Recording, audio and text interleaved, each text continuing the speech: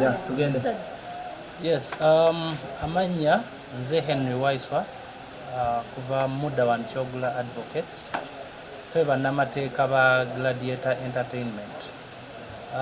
Ensonga endeese leero tetutera kubeera mu kamera ffe naye ekituleese leero ensonga y'abakirayanti baffe nzijukira ndowooza emyezi kati ng'ena emabega, to be specific omwezi ogwokuna ennaku z'omwezi zaali 4 omwaka guno gwennyini Gladiator Entertainment baatutuukirira nga baleeta abayimbi baabwe baali baagala osayininga nabo endagaano ya manegement nga basaba obuyambi bwaffe okubakolera endagaano kwe baba batambuliza emirimu gyabwe.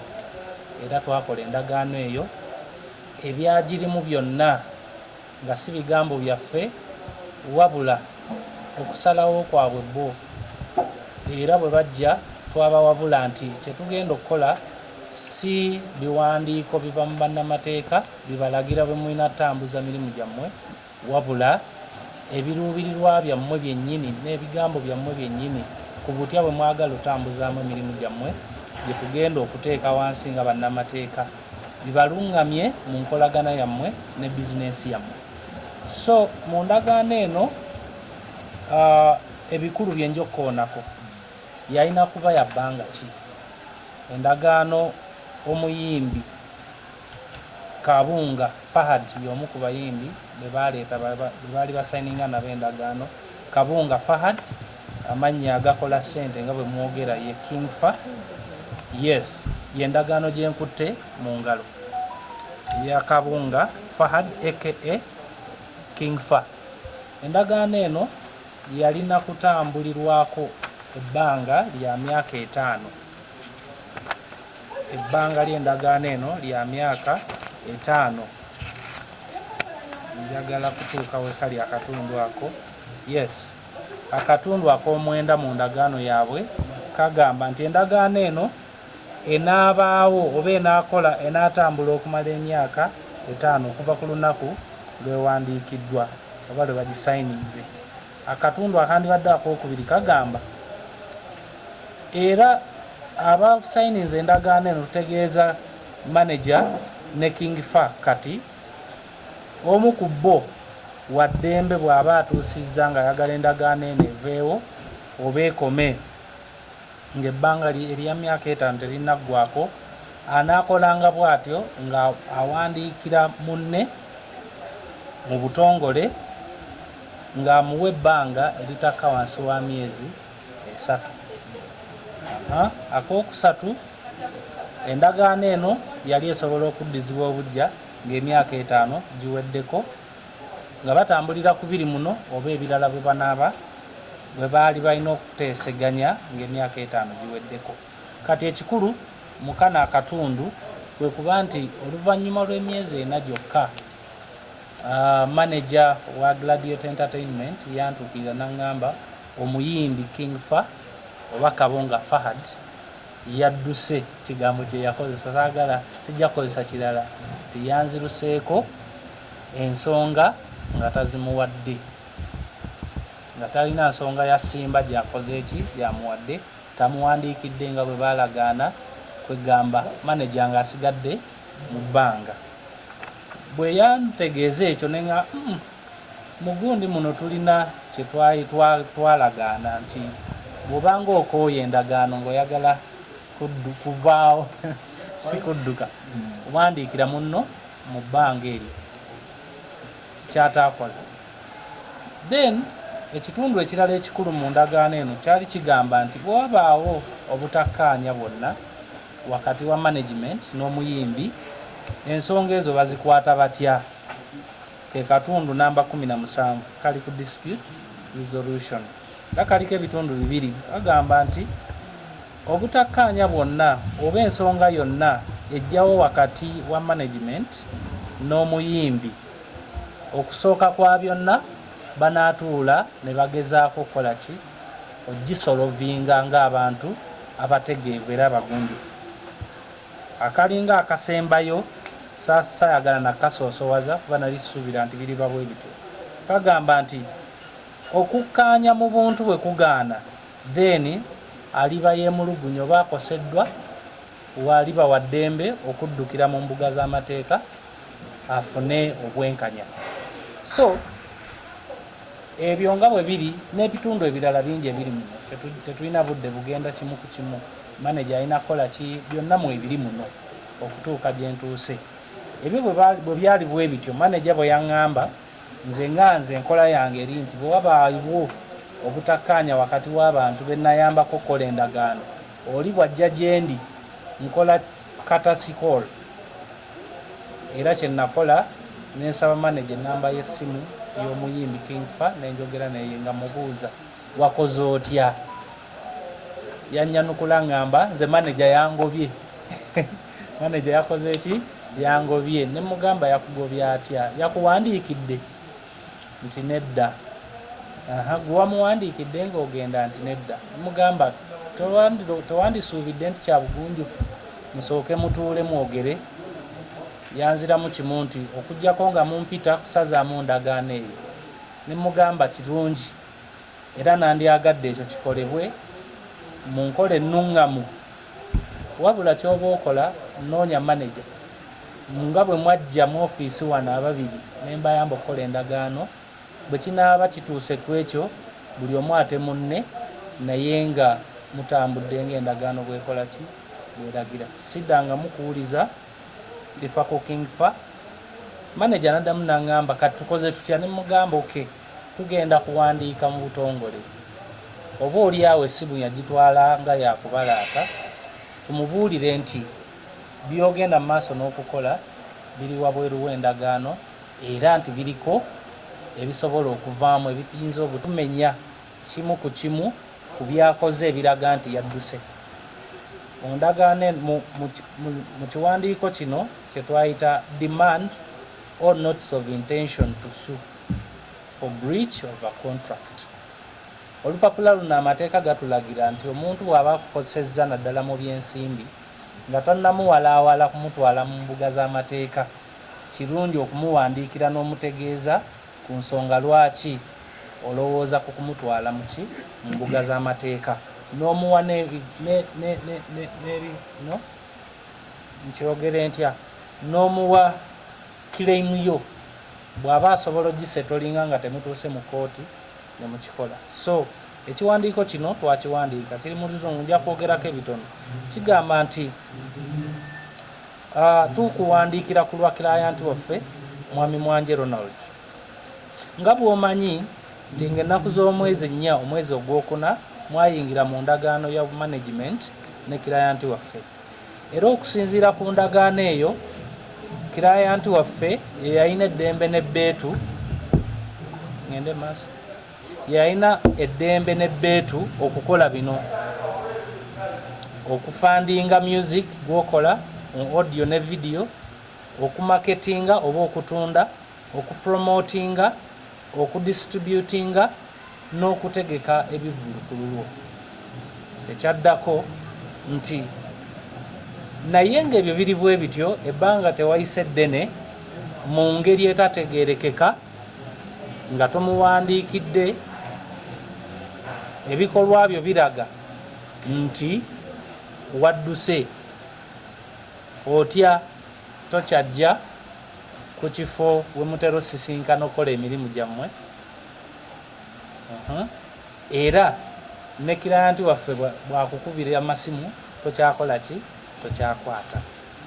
Era client waffe yatuuse n'okumanyaako nti olina abantu abalala b'okolagana nabo batamanyi, era abo mu ngeri emenya amateeka batandise n'okukola emirimu n'okutwala obuvunaanyizibwa manager bwakulinako mu ndagaano yammwe.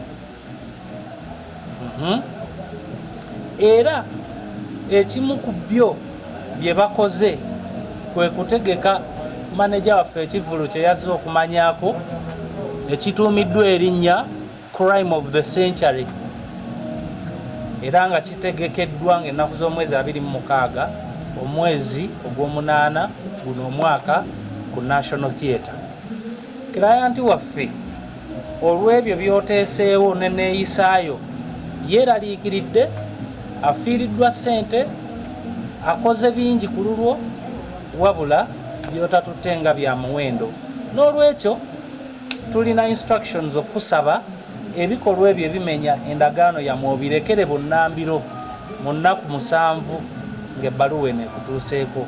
Tusuubira nti bw'onoofuna ebbaluwa eno ojja kugitwala nga ya makulu era ogyanukule ng'omuntu w'obuvunaanyizibwa.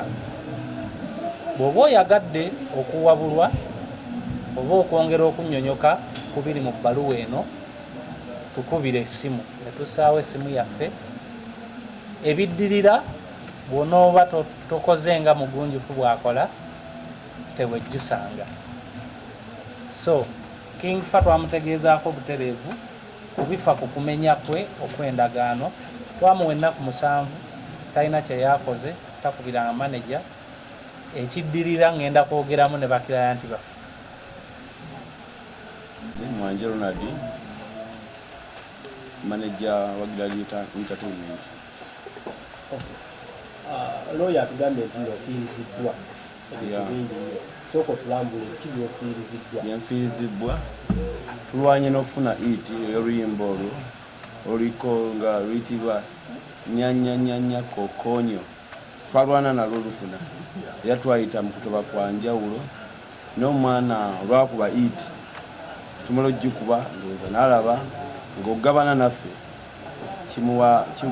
kimuwadde obuzibu n'atamanya maanyi ki kutoba ki kwe nayitangamu na ssente ki gye nazijjanga zinateekanga mu music we mweba mu kitone kye byonna n'abisulaawo ye n'asalawo akole ki adduka atambula agende. Okuba oluyimba olwo yali asayininze nammwe oba yalukwata nasa? Yali yasayininga dda nga yakuba dda n'ezaagano tambula. So what next? Kyenjagala nga bwakuba ebivu n'ayimba tusubirewo obwenkanya kuba ssente zinateekamu zimanyikiddwe naye azimanyi omutima gwakimanyi andiyirire ssente zange zenateeka mu music we. Ekyo kyonja matuwa ne lawyer tumale kibalirira.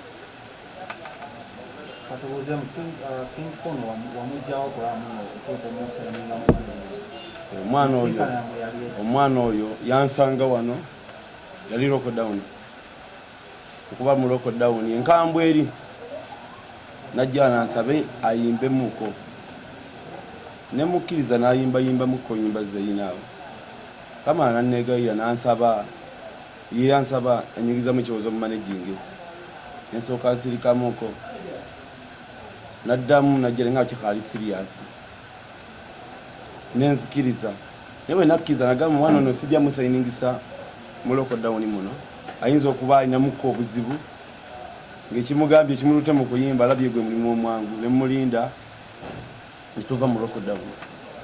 Twava mu lockdown nemugamba okyali ku mulamu nti nze kyali ku mulamu naye nga tulinawo n'ennyimba zaffe ze tuyimbawo mu lockdown. Okkiriza okusayininga contract nti ze ndwedde ne tukola kino tugende wa lawyer gwe twabuuza n'ebbanga ndowooza wandyetaaze okubeera mu Gladiator Entertainment bbanga ki lawyer namubulya waliwo okukkiriza emyaka 3 waliwo okukkiriza emyaka 5 kubanga nze nga lawyer mbitwatulamu waneeno omuntu nga oli muyimbi muto tolina kyoli emyaka 3 omuntu aba tannajjayo noone yakutaddemu ssente aba tannajjayo n'agamba nga ye omuntu n'agamba agibeera emyaka emeka 5 nemmanya nti ndi ku kituufu n'omwana oyo etusayininga emyaka emeka 5. Ekigambibwa nti wali tomuwabudde nga naawe otandise okuyimba. Mu busungu nabufunye mmaze kugira nga mazeko ng'enjogo ennaku zino bwegamba nga yamaze okunvimba nange ne ngamba kangende mu studio ebanga kitone ekyokuyimba njagala nnyo ebitone by'okuyimba ne ngamba wekibanga abayimbi bwe beeyisa kankole ki nange kanzibuke mu studio embanga nyina eddoboozi erisobola okwogera kitegeeza nsobola okufulumya ebigambo ebirikola ki ebiyimba kwegera nange mu studio nange ntwaki wetwogerera nina bibizanda yamuleseyo emuyina sajja yeeyisa bulungi akyeyisa bulungi ng'omuntu alimwako obuntu ng'omuntu ye kyemmanyi yakubako dda it ayinza obutaba nnyo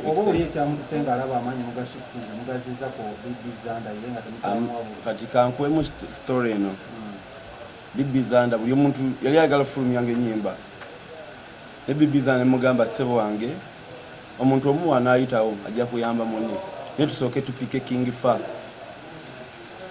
tusooke tupike oluyimba luno lwalukubye negwesa okukakkana era nakkakkana n'amanya bwe tunayisaawo King Fa ne tuyitawo naye ajja funyawo omukisa akuba yewe bakubye iti n'akadaala n'akolaki n'akategula byonna ebiki ebigaana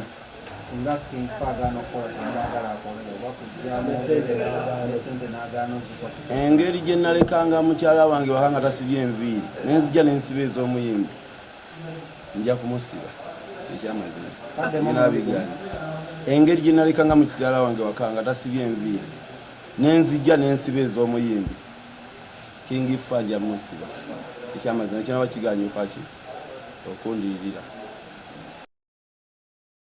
isanga bayimbi kuba bangi kyaka bebakoze ebintu ebifanaganako ebityo naye ompya yetasobola kweyisa bwatyo already nze ndabyeko ku ssente ndabyeko abantu ku kifo kyange kinene abantu banjagadde bajja ebyo byonna byokunjagala kunkubya oba kubandulu ne bajja mu kifo nga tolina nakyotegese naye ne basobola okujja ne batuwa ne babyawo ne banywa nga bazze oli naaveewo ewaka n'amanya nti azze ku Gladiator wazze okukyakalira ekyo kyokka nze kyammala dda sobola kuvimba muntu sobola kweyisa buyisa wa kidongo